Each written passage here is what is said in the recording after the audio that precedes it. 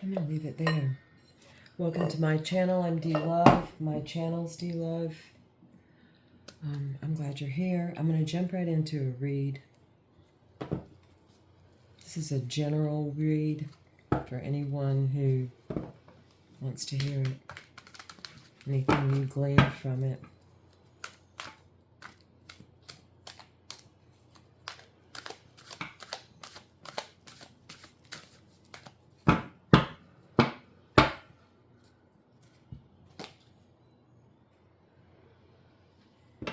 Two tens.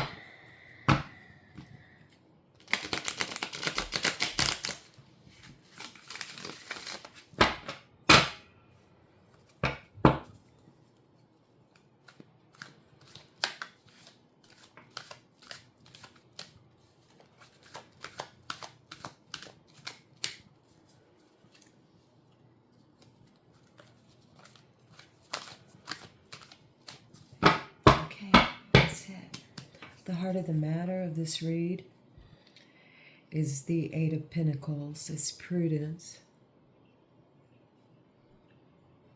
And it's the sun in Virgo. So it's within and without the sun. What's the crossing energy on this? It's the Knight of Swords. Late Taurus, early Gemini.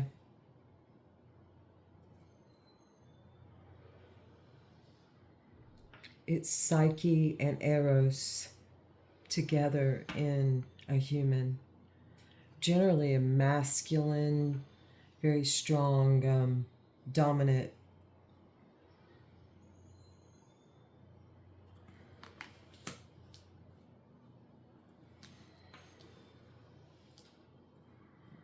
I should say a person that embodies all and is able to compartmentalize and use their thoughts and their will to support all.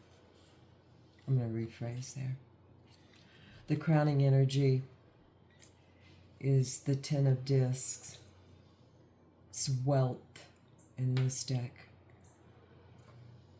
Thoth-based tarot deck.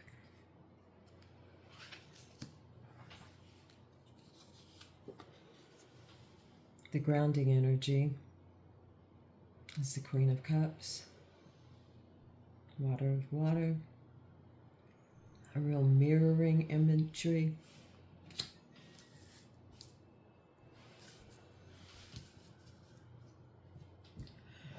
Just, excuse me a moment.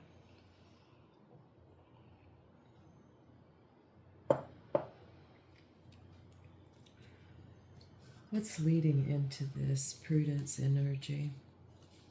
Another queen, the Queen of Wands. Fire and water. These two are very similar in nature. They all are. What's coming out of this? Lon Milo DuQuette calls this established strength, the Three of Wands. So this is a real tried and true, tested strength, established.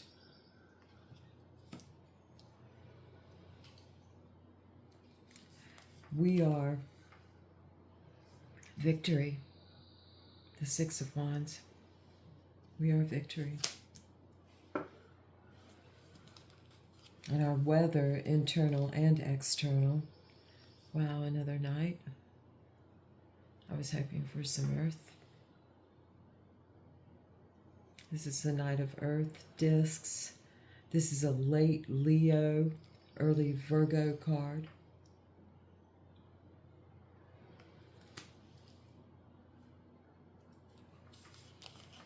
What do we find most uncomfortable or fear most? What do we least want to do, but yet we want it the most? Dream. We want our dreams to come true, and we're most afraid they shall not, or maybe won't.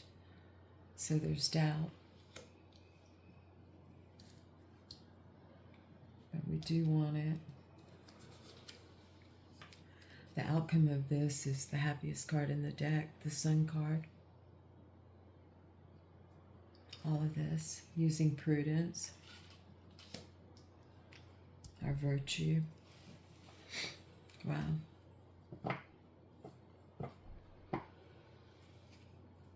And the Hierophant's on the bottom of the deck as our advice to learn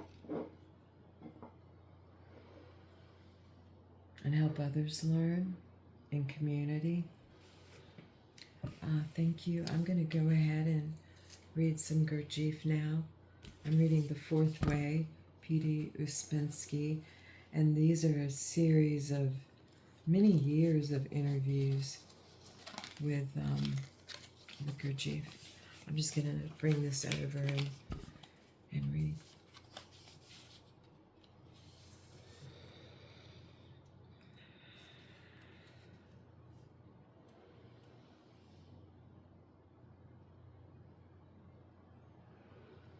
Again, after some time, if you continue this effort to observe, which is a new function not used in the same way in ordinary life, you will notice another interesting thing, that generally you do not remember yourself.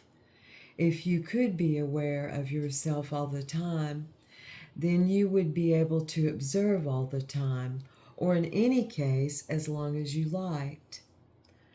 But because you cannot remember yourself, you cannot concentrate, and this is why you will have to admit that you have no will.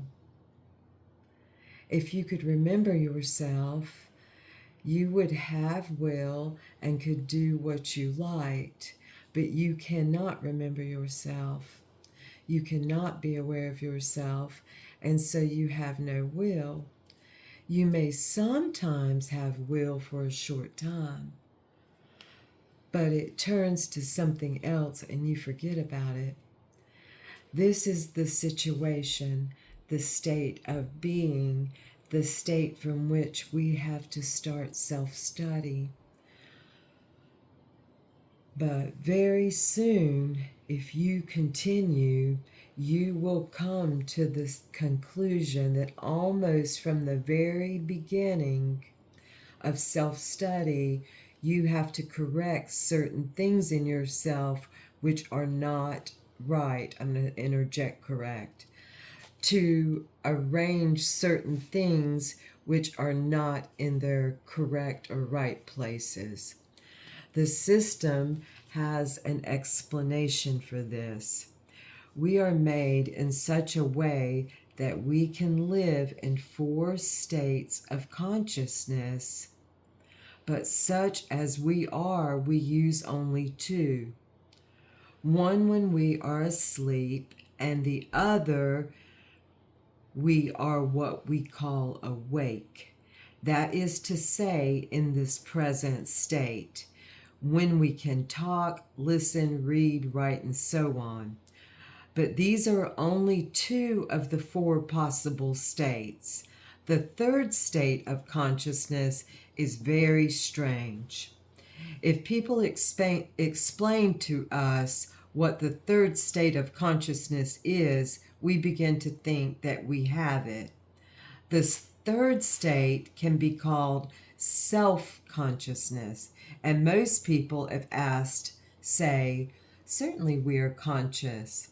A sufficient time or repeated and frequent efforts of self-observation is necessary before we can really recognize the fact that we are not conscious, that we are conscious only potentially.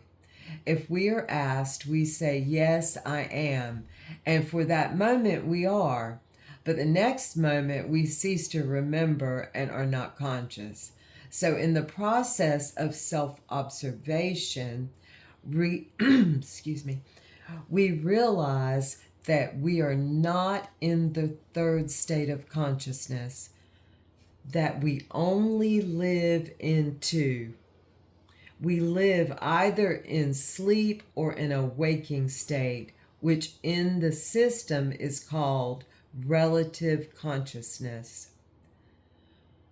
The fourth state, which is called objective consciousness, is inaccessible to us because it can only be reached through self-consciousness.